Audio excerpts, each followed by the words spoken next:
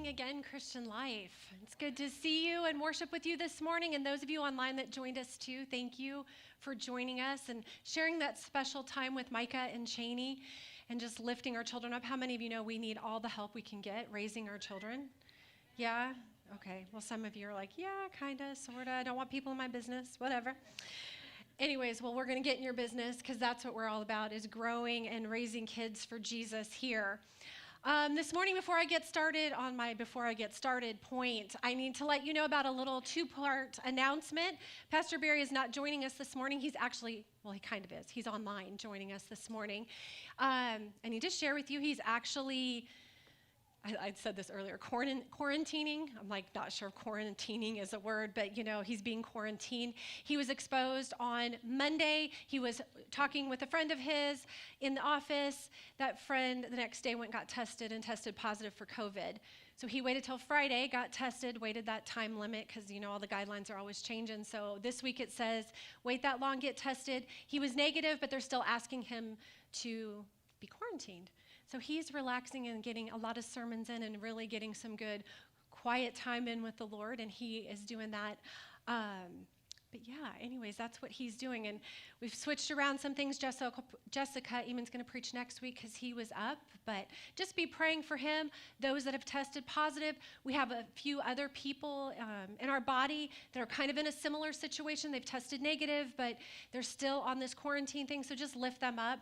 We talked about isolation, right, a couple weeks ago, and that's what you're doing is isolating. It seems counterproductive, but let's just be praying for them that they just is a time for them to grow closer to the Lord and not look at it as a negative thing.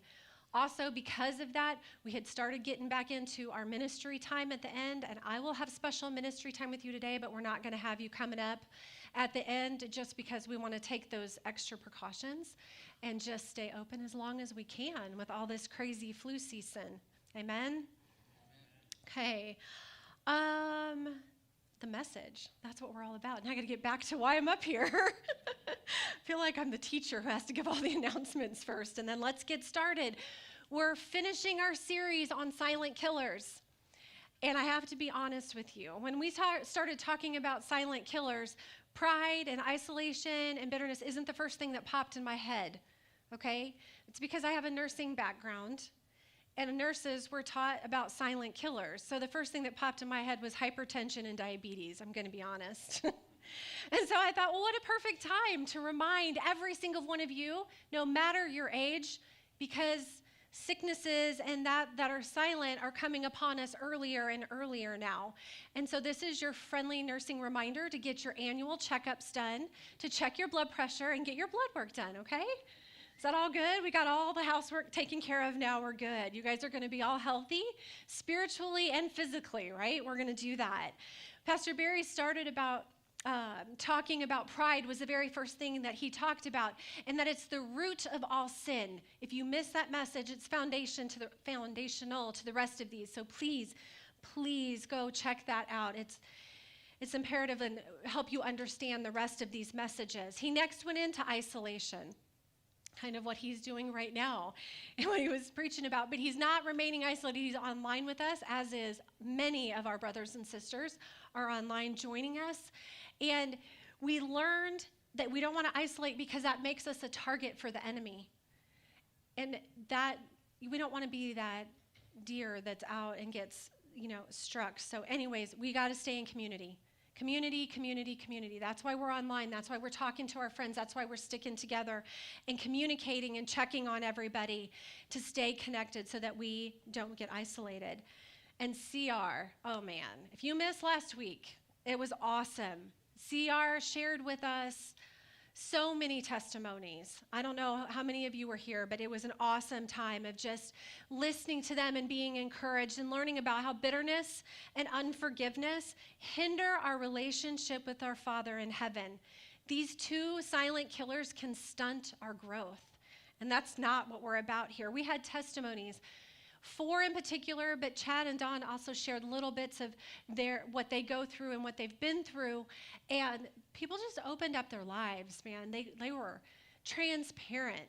They just said, this is it. I'm sharing. I want other people to know what I've gone through, what I'm going through, and how I'm walking through it. And I will not be stunted in my relationship with the Father. That is our goal here. Our goal is salvation, yes, but we want you to be walking out the purpose God has for you. And sometimes we need some healing. Amen? A lot of times we need healing. So we have one more silent killer to cover. I mean, I'm sure there's many others, but this is like one of the top priorities. What do you guys think of when I say the word shame? Shame. Shame on you. I heard somebody say that. Shame on you, right? Is it something that you've dealt with? When I say shame, is it something that you're like, oh, I feel shameful about this or that, or I wish I would have done this, or, I've been learning from a doctor named Brene Brown. I'm just going to give a little, I want to give her name because I have a lot of ideas from her, but she's also secular. But as I'm listening to her studies, I'm seeing how it so ties in biblically. And it's just amazing. God's showing her things, and I'm like, but here, and that makes sense. And I just want to share with you, she's actually a social worker turned researcher. And she's spent the last 20 years studying people in vulnerability and shame. And it's not what she expected. In fact, so many different things that we're going to be looking at and how they relate to biblically. Shame says two things. The first thing shame speaks to us is you're never good enough. How many have heard that voice in your head? You go to do something, you want to start something, you, as a parent, as a husband or wife, a worker, like an employee, you're never good enough. Don't expect that next promotion, you're not good enough. You screwed up again with your kids, you're not good enough. I mean, how many times? That's shame, guys. That's shame. We're shaming ourselves when we do that. And the next thing that shame speaks, if you get that right and you walk out and say, I'm going to do this, is the next thing you hear, who do you think you are? Who do you think you are? You can't possibly do that. Are you serious? Those are shame. Shame. Now let's revisit it. How many of us here deal with shame? Yeah, me. It stunts our growth with the Lord. It stunts it. And we need to lay it down. And we're going to talk about that today and what it looks like to lay that down, call it what it is, your shame, and no, you are not hindering me anymore. Shame is not guilt. This is part of my learning with Dr. Brown. Shame is not guilt. There's a difference, or conviction, right? We consider in Christian language, guilt and conviction are the same thing, but that's not shame. Shame is a focus on ourself. Shame is something like when you do something and you're like, I'm bad. That's kind of just I'm this, I'm that, I'm bad. That's shame. You're shaming yourself. It's self-focus. Guilt, on the other hand, is a focus on your behavior. Guilt or conviction, right? It's your behavior and what you're doing. And just the other day, as I'm studying for this, right, I'm learning this and I'm listening to her messages, I'm reading the word and I'm putting it all together. And I go, lo and behold, I do something really silly and I overcommit the week before I'm going to preach. Just not really a smart move at all, because it just causes stress and anxiety on me. And I've caught myself saying, Sheryl, you're such an airhead. I'm such an airhead. How could I have done that? But because I've been doing this, I'm wait. Nope. You are not an airhead. Okay? What you did was an airhead move. You made an airhead decision. Okay? What I did when I stopped and I really thought about it is one of my weaknesses is to tend to people please. And in my people pleasing moment, I moved my boundaries and I said, I can do that. Right? That's the mistake I made. That's where I need to improve on my behavior. That's where I need to walk out. I don't need to shame myself. I need to change my behavior and be sure that I stick to my boundaries, because my weakness is people pleasing. See how that works? Shaming me and shaming myself, where does that get me? It gets me nowhere. It gets me feeling worse about myself, and I can't accomplish what God wants to do in me. But doing that behavioral change, that's what I want. Okay, the first look that we want to look at, of course, I always want to go biblically. And so I told the Lord, okay, we're talking about shame. Where's shame in the Bible? And the first guy that popped in my head was Gideon. I'm all right, let's talk about Gideon. I had to go and read in depth about Gideon and remind myself it's not someone we preach on all the time. Gideon's in the Old Testament. He's in Judges chapter 6 and 7. I'm not going to read both 6 and 7. You can thank me later. We're going to just look a little bit into chapter 6, and we're just going to take a little tiny look into Gideon's life and see what he's thinking and saying out loud, and see if you can identify where he's shaming himself. In Judges 6, we're going to start with verse 11. Then the angel of the Lord came and sat beneath the great tree of Orpah, however you pronounce it, which belonged to Joash, the clan of Abiezer. Gideon, the son of Joash, was threshing wheat at the bottom of the winepress. Interesting place to be threshing wheat, right? Well, he was hiding from the Midianites. The angel of the Lord appeared to him, Gideon, and said, "Mighty hero, the Lord is with you." He's hiding in the bottom of a winepress, guys. And God's calling him out, and this is who you are in my eyes. Mighty hero, the Lord is with you. "Sir," Gideon replied, "if the Lord is with us, why has all this happened to us? And where are all the miracles our ancestors told us about? Didn't they say the Lord brought us up from Egypt? But now the Lord has abandoned us and handed us over to the Midianites." And then the Lord turned to him and said, Go with the strength you have." So he's calling it out in him again. First he's a mighty warrior. Now he says, "Go with the strength you have and rescue Israel from the Midianites. I am sending you." But Lord, Gideon replied, "How can I rescue Israel? My clan is the weakest of the whole tribe of Manasseh, and I am the least of my entire family." The Lord said to him, "I will be with you, and you will destroy the Midianites as if you were fighting against one man." Gideon replied, "If you are truly going to help me, show me a sign to prove that it's really the Lord speaking to me." Does he sound like this confident, mighty hero that the God's calling out in him? No, what's he focused on? He's focused on self. My clan is the weakest. It's all about him. It's a me thing. I am the least of the entire family. Gideon listed everything that didn't qualify him for God's work. Nobody else in here is guilty of that, I'm sure. I'm sure none of you are. Gideon missed the point. God's calling him out. God sees what he created him to be, and that's mighty hero with strength that's gonna win. And Gideon's missing it. He's doing what so many of us do. He is taking what he perceives as his weaknesses, and he's using those as excuses. You take your weakness and you make it an excuse, and then you don't have to do what God's called you to do, right? Is that how it works? Right? You say, "I'm not enough. I'm not outgoing enough. I couldn't stand up there. I'm not important enough. I don't know enough of the word. I'm not tall enough. I'm not athletic enough. I'm not pretty enough. I'm not handsome enough. I'm not blank enough." What are you not enough? What goes through your head? The first words that I spoke, it's a contraction, but it's still words, right? I'm not this enough. You're focusing on self, and that's shaming. That's shaming. That's not how we grow. That's not how we mature in the Lord, by using that as an excuse. Gideon was living in shame, and God was reaching out to him, showing him he created him for a purpose. He's telling him what he's going to have him do, and he's even telling him what we all wish is what's going to happen on the other end. You're going to win. You're going to win. He wanted him to know that he knows that God's got him.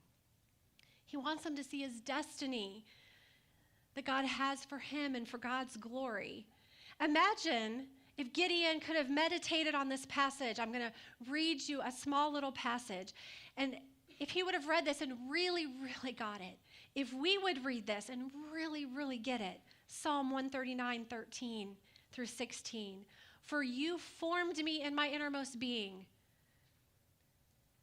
You formed my inmost being. You knit me together in my mother's womb. I praise you, for I am fearfully and wonderfully made." Do you believe you're fearfully and wonderfully made? God says you are. "Marvelous are your works, and I know this very well. My frame was not hidden from you. You knew when I was made in secret, When I was woven together in the depths of the earth, your eyes saw my unformed body. All my days were written in your book and ordained for me before one of them came to be. Someone in here needs to know that God knew about you before anybody else. He knows about all of us before anybody else, but you are not a mistake. You're not a mistake. You may have heard that. You may have heard that growing up. You may have believed that as a lie from the pit of hell. But you are not a mistake. It says right here, he formed you. He formed you. He's got a plan for you. When we read this word and we meditate on what it says and what God says about us, we begin to understand his love for us. He's telling us right here what he's doing. I formed you and the purpose has been made. It's already been written down. Work with me. Work with me in this. We're all broken. This life is hard on every single one of us. Some of us take a beating harder than others. That doesn't excuse and it doesn't give you a pass for what the Lord wants to do. In fact, those of us with more weaknesses and issues have a bigger calling because he wants to use those weaknesses. He wants to take that weakness that you have and he wants to say, no, through me, this is what we can do. Through me, this is where we're going. It's the only way we're going to get there. So beware of the words that you speak. Speak words that are edifying to yourself. We're so hard on ourselves. We're harder on us than we are on anybody else in our life. I wouldn't be a quarter or an eighth of as much as I am on myself. You guys, we beat ourselves up. God's saying enough is enough. No more shaming. Behavioral change is awesome. Correct that for growth and God's purpose, but shaming does nothing to get us anywhere we need to get. Another step that we take that Dr. Brown has found is in overcoming shame is to become vulnerable. Many of us like that word. Vulnerable. Vulnerability is not a weakness. My men in the house need to hear this, and you're going to know why in a minute, but you need to hear that. Vulnerability is not a weakness. Vulnerability is an emotional risk and exposure, and it's uncertainty. This is my favorite part of it. Vulnerability is the birthplace of change. I want to change. I want to become more like Christ. How do I do that? We learned a little bit in the isolation message that we have to get with other people. We got to get with other believers. We got to share our life. We got to share our junk to get better, to walk this out. I want to look at a New Testament story about a woman who really demonstrated vulnerability. And she understood the love of Jesus. She's so vulnerable. I was praying, God said Gideon, and then he just said the sinful woman that cried at Jesus' feet. And I'm like, okay, let me go find her name. She doesn't have a name. Doesn't have a name. She's just called the sinful woman. And in Luke 7:36, we read about her. Jesus was having dinner. One of the Pharisees had asked him to come to dinner with him. So Jesus went to his home and he sat down to eat. And when a certain immoral woman from the city heard he was eating there, she brought a beautiful alabaster jar filled with expensive perfume. Then she knelt behind his feet, weeping. Her tears fell on his feet, and she wiped them off with her hair, and she kept kissing his feet and putting perfume on them. When the Pharisee who had invited Jesus, saw this, he said to himself, so he had a thought, right? We talk to ourselves. If this man were a prophet, he would know what kind of woman is touching him. She's a sinner. Then Jesus answered his thoughts. Don't you like when Jesus interrupts your thoughts? Especially when you're judging someone? Ooh. Yeah, I hate to be there. Then Jesus answered his thoughts. Simon, he said to the Pharisee, I have something to say to you. Go ahead, teacher, Simon replied. Then Jesus told him a story. A man loaned money to two people, 500 pieces of silver to one and 50 pieces to the other. But neither of them could repay him, so he kindly forgave them both, canceling their debts. Who do you suppose loved him more after that? Simon answered, I suppose the one whom he canceled the larger debt. That's right, Jesus said. Then he turned to the woman and said to Simon, look at this woman kneeling here. When I entered your home, you didn't offer me water to wash the dust from my feet, but she has washed them with her tears and wiped them with her hair. You didn't greet me with a kiss, but from the time I first came in, she has not stopped kissing my feet. You neglected the courtesy of olive oil to anoint my head, but she has anointed my feet with rare perfume.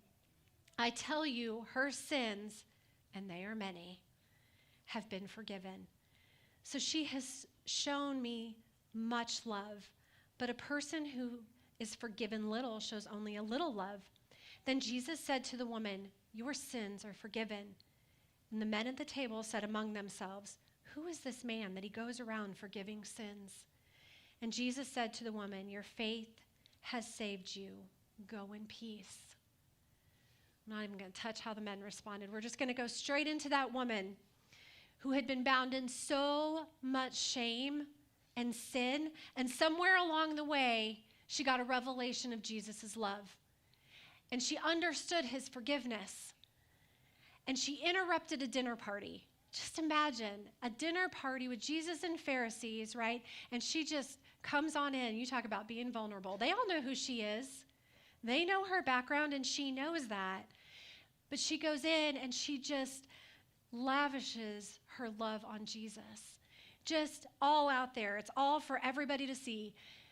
But she acts like only her and Jesus are in the room. I love it. Simon even tried to remind her of her sins, and Jesus is like, not going there. He's like, this is what my love accomplishes. When many sins are forgiven, there is much love to be shown. The sinful woman is about as vulnerable as anybody I've seen. It wasn't a weakness in this case. She wasn't weak. In fact, she's the most courageous person I know to walk in there and do what she did.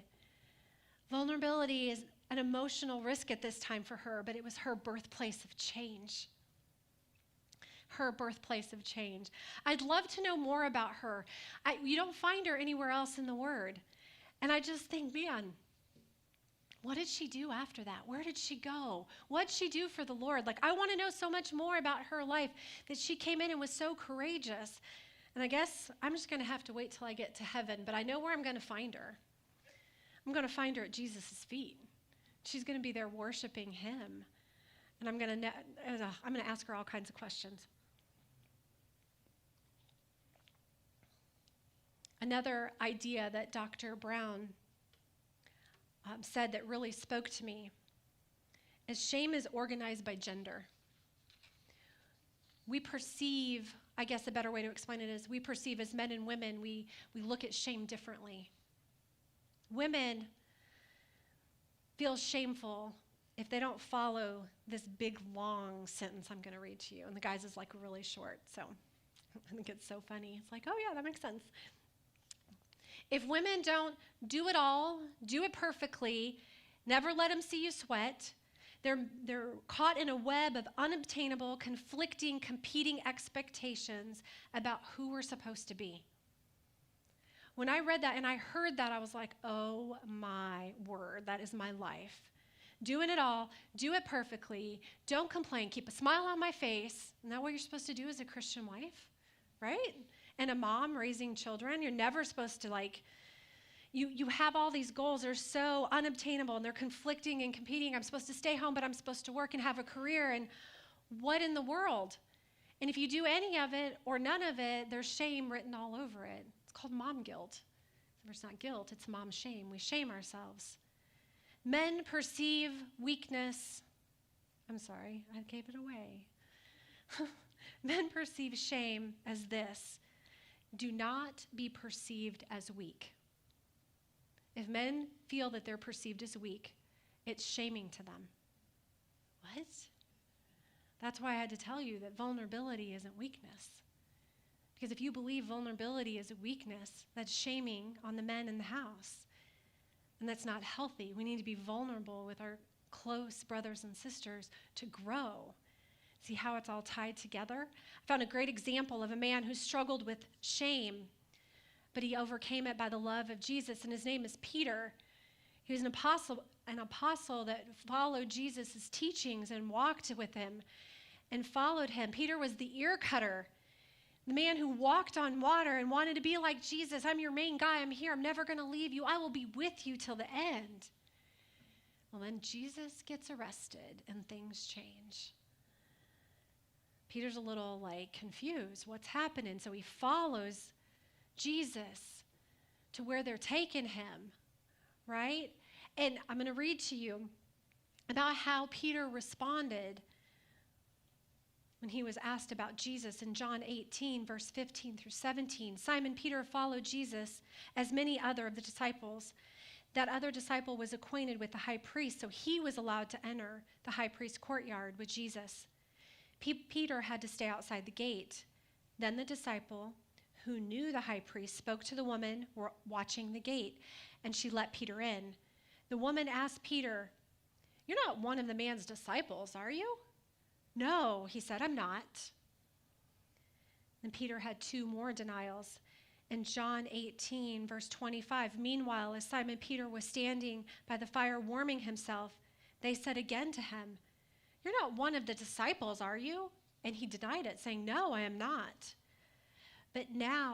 But one of those household slaves of the high priest, a relative of the man whose ear Peter had cut off, asked, "Didn't I see you out there in the olive grove with Jesus?" Again, Peter denied it, and immediately the rooster crowed. This is also where we see an exodus of Peter. As I was reading and trying to follow him and what happened next, he disappears for 2 chapters. He's gone.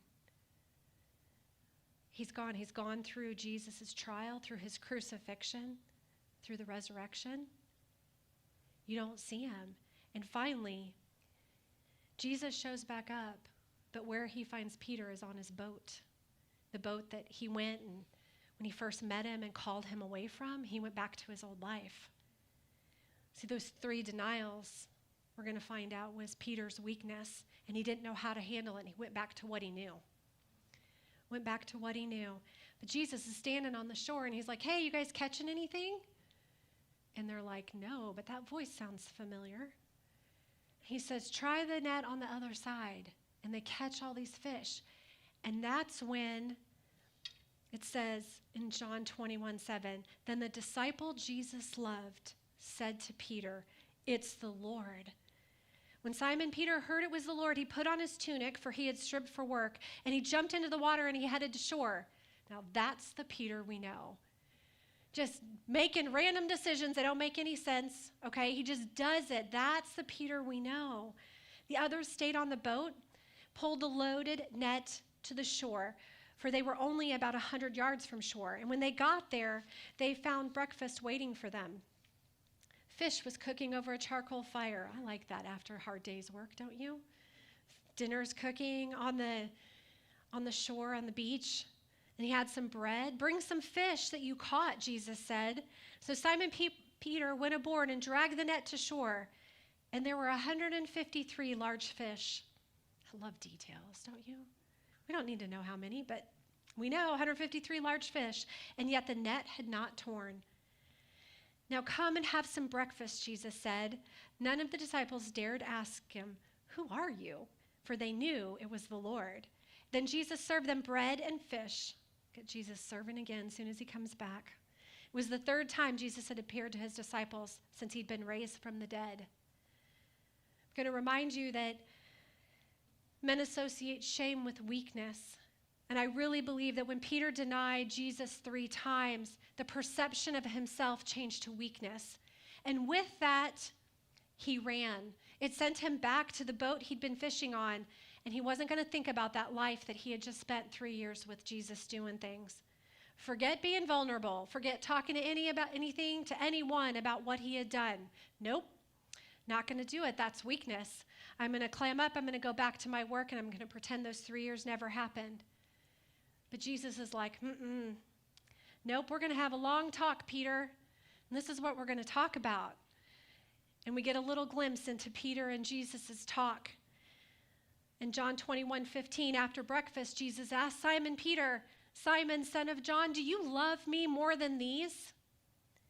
"Yes, Lord," Peter replied. "You know I love you." "Then feed my lambs," Jesus told him. And Jesus repeated the question, "Simon, son of John, do you love me?" "Yes, Lord," Peter said, "you know I love you." "Then take care of my sheep," Jesus said. And a third time he asked him, "Simon, son of John, do you love me?" Peter was hurt that Jesus asked the question a third time. And he said, "Lord, you know everything." Kind of like, wink, "You know everything. You know that I denied you. Come on. You know I love you." Jesus said, "Then feed my sheep. I tell you the truth. When you were young, you were able to do as you liked. You dressed yourself and went wherever you wanted to go. But when you are old, you will stretch out your hands and others will dress you and take you where you don't want to go." Jesus said this to let him know by what kind of death he would glorify God. And then Jesus told him, "Follow me." I think there's a huge correlation between the 3 denials and the 3 questions, you guys. This wasn't about if Jesus knew if he loved him. Jesus knew that he loved him, but he also knew he was stuck in shame. Okay, and he had to ask him 3 times, like pull it out of him. God was challenging Peter with a love he didn't understand yet. A love not based on performance and saying the right things. A love that he didn't have to muster up on his own, and I love you with his own strength, but a love that happens when you encounter the love of Jesus. Jesus would not allow Peter to remain stuck in his shame. He comes to find him on the shore in his boat, calls him back to the plan and purpose that he had ultimately created him for. You guys, he had switched his name to Peter, which means rock. The rock on which my church will be built. He was the main one. God knew his plan for him, but it took vulnerability and emotional risk for Peter, realizing he was worthy of Jesus' love. That's the last thing Dr. Brown in her research has discovered. She doesn't say it quite like that, but that's kind of how I interpreted it, because in all of her studies, she's found that for us to not feel shameful, we have to consider ourselves worthy of love. You're worthy of love. And when we understand that and we can look to our Heavenly Father and say, I'm worthy of his love. I want to love him. And he wants to love me. What? It changes everything. We're vulnerable with those around us, doing life, figuring out our mess and working through our issues. But we understand we are worthy of the love that Jesus has for us. The unconditional love of God. I could get in, and I almost went there, of all the different Greek terms for love, because we have one word for love for so many different. But this love is the unconditional love. We don't even understand it. We try to love, but we love with so much error. And this is unconditional. It exists regardless of changing circumstances. Accepting the love as a free gift. That's what we do. We accept the love as a free gift, and we walk out the plan and purpose God has for your life. And that's exactly why Jesus came to this earth. For you and for me to walk shame-free.